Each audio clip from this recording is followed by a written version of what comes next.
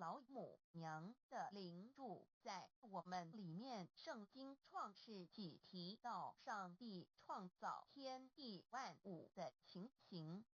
创造人时，耶和华神用地上的尘土造人，将生气吹在他的孔里，他就成了有灵的活人。创世纪275教阐到佛家所言正法掩藏灵山柳之净瓶主人翁真主人真如等等。儒家所言大学之道三人之行天命等等。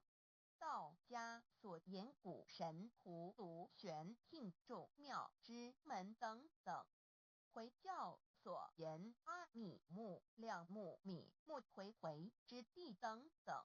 基督教言十字架用或施洗窄门等等。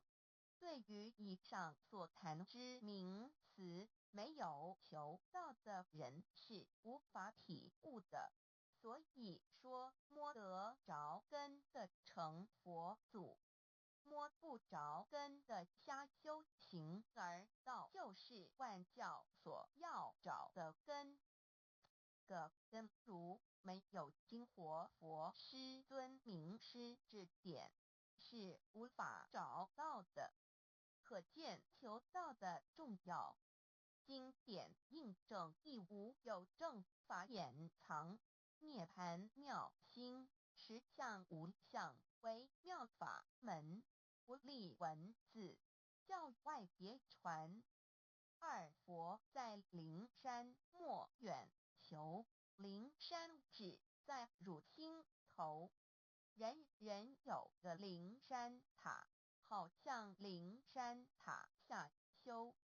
正法密传世尊在灵山会上拈花示众，事实众皆默然，唯迦摄尊者破颜为笑。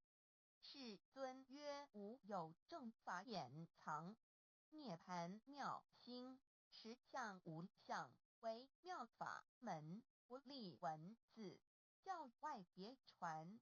复主摩诃迦摄。世尊至多子塔前，命摩诃迦摄分作另作，以僧伽梨为之。遂告曰：吾以正法掩藏，逆复于汝，汝当护持。